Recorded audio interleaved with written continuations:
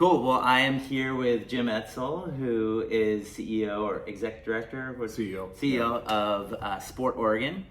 And I think now is a time that I think a lot of folks in the Portland community don't really know how incredibly important sports are to our whole economy here. So that's going to be a big kind of headline here. But before we jump into the business of sports, I just kind of wanted to get from you on the personal side, like, why sports matter to you? Did you grow up, golfing, playing? I mean, you're 6'8", so everyone assumes you're a basketball player, but all that stuff. Yeah, I grew up in a sports family. My dad was a longtime college baseball and basketball coach, and then longtime athletic director. Matter of fact, longest in the history of Division I sports still at University of Portland. Yeah. So I grew up as a kid, ball boy, taking care of the field or mopping the gym, whatever. I mean, just all those athletes were my heroes. I mean, it just was one after another. And so just growing up in that environment,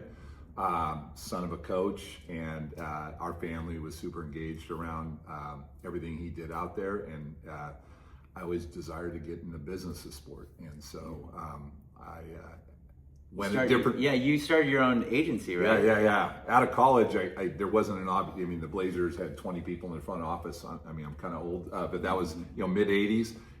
But the modern sports marketing business world was just starting to percolate in the late 80s, early 90s.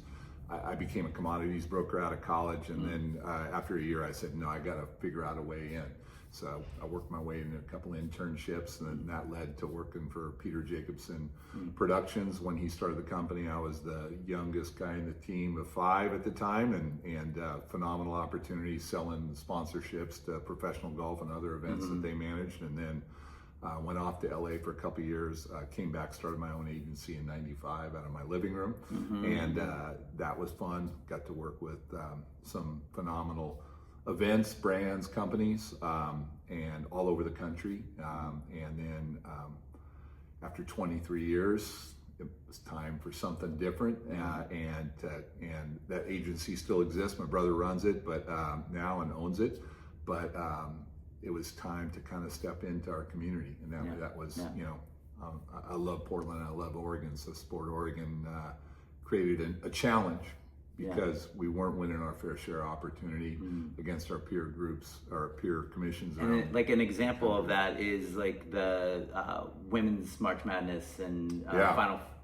What is that all called? Like, it's called sports tourism. It's called sports tourism, which is $140 billion a year industry on participatory sports tourism just in the U.S. alone annually, and $110 billion annually on spectator sports tourism. And so it's all about economic impacts, visitor impacts, and then also just the outcomes of that are quality of life, social impacts, through things we can do through our foundation, because these things are coming in. And about really creating, we have too much, I call it a trade deficit.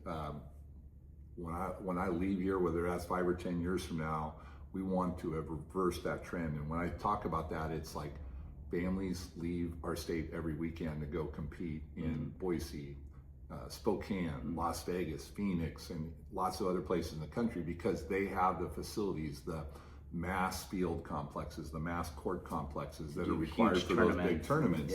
And if we don't have any of that, yet we have 43,000 direct, indirect jobs just in Portland around the sports product universe. We got Nike, Adidas, Columbia. I mean, this goes on and on. And so it's kind of in our DNA, God gave us great places to play in the beaches and rivers and mountains and all that stuff. But our built environment for courts and parks and fields is we're in the bottom 10 states in America. Yet we have a population that says otherwise. And so our goal is to create that facility vision. And then how do we start realizing it? We're working on it now at Expo. We may have a really big win to announce in the next year that will help keep more of our families here on a lot of those weekends. They're still going to travel, of course, but then more importantly, for the families that don't have the socioeconomic ability to go to, be on travel sports, how can we work with our local nonprofit community to program these facilities to deliver that same experience for kids that their family doesn't have the ability to drive or fly somewhere to play in these things. So one of the things we haven't mentioned yet, and it's huge in the news very recently, is the state of Oregon. I think it's on Governor Kotek's desk to sign. It seems like it's going to happen, to be a part of raising $600 million to renovate the Moda Center and the new ownership of the Blazers, signing a 20-year lease to do that. I guess to give my take on that, like, that's a positive sign, because I think a lot of people don't realize we compete with other cities, with other regions to get a lot of the things that you're talking about. You talked about Spokane, Boise. The Blazers is our only globally recognized real franchise. And so wanted to get your take on, like, you know, on that, and is there controversy surrounding it, or like what would you love to see in an ideal world? I mean, anytime you're talking about quote unquote taxpayer dollars, there's going to be some controversy from some segments of the community. But like, I have a lot of different angles on the take. The take is we got to get this done. You know, from my standpoint, my view, if we're the 23rd, 24th largest market in the country, we are the largest market with the least number of major professional sports franchises. So in essence, we've been an underserved marketplace. A lot's changed in the last couple of years. WNBA starting hopefully this spring when the labor agreement gets done.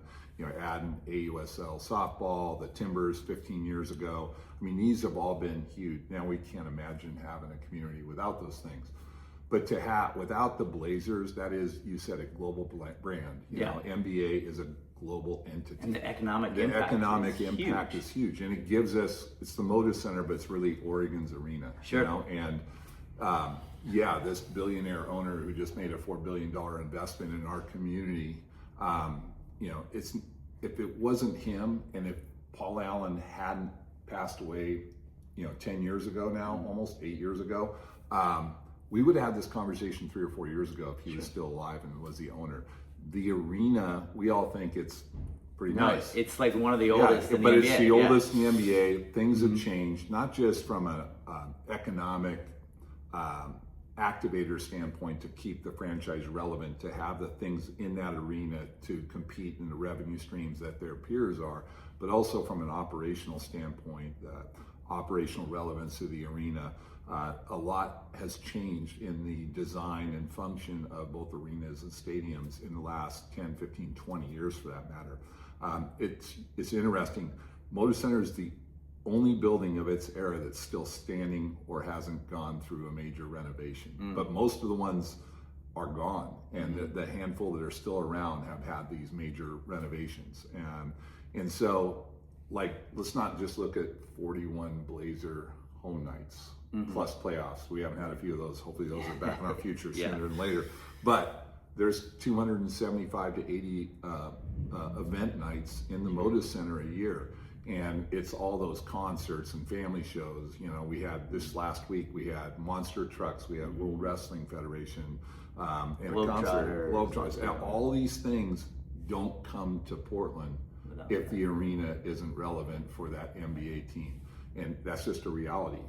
And so, you know, it's super critical, not just to the viability of the Blazers to be competitive and be a viable franchise for whoever the owner is, but for us to be able to have a community that draws those events. And I look at it as, you know, every well-rounded community, especially if you're a top 25, 30 market, you just got this incredible healthy array of sports and arts franchises that deliver those livability things that help. You know, you're an entrepreneur, you had an agency, have an agency still, like, how do you retain the talent you have, because you have an incredible lifestyle community that people can live in, but also how do you recruit the future talent to come? And if, you know, if the Blazers weren't part of our future, I think the entire corporate community has already stepped up and acknowledged that it's not a great outlet. It's not good for us. Yeah, especially for talent. And also I look at, it's not just recruiting talent, it's about keeping the homegrown talent, you know, like, why, when you're a young person coming out of college, why do you want to stay in Portland or Oregon? Because there's all these things to do. Yeah, you know? absolutely. Last question is, we'll try and do, like, what, if you had to, one example of something exciting in women's sports in Oregon, what would it be? Hopefully it's May 9th when we have that first tip-off for the WNBA. I say hopefully only because of the labor agreement, so hopefully it doesn't delay the start of the season. So we should know here in the next day or two. For the Fire? Okay. Yeah, so I think seeing the Fire come online and bringing WNBA back to Portland after being gone for 21 years. You know, women's basketball's in an updraft. 3 years ago, we were fortunate to win the women's Final Four bid. If you want to talk about Moda Center again, just quick backtrack. If we were bidding today to be a finalist for the women's Final Four, we would not make it into the finalist category because just how far arenas have come just in the last 3 or 4 years. Wow. So that's the best example. 2030? That happens 2030. You know, and we don't want the women's Final Four to be the last major event we host here because we want it to be the first of many. The next one I see after that would be WNBA All-Star Game, then NBA All-Star Game, and you know, in 2005 we hosted the U.S. Figure Skating Championships. Why can't we bring that back? And there's just a bunch of big events that could happen every couple of years in this community that would really, you know, kind of create that updraft, put kind of the shine back on our community, start to change that narrative that's out there that we've all, you especially, have been working hard to change. But it's a team effort, right? Thanks for doing what you're doing. We need it. Appreciate it. All right. Thanks, Jim.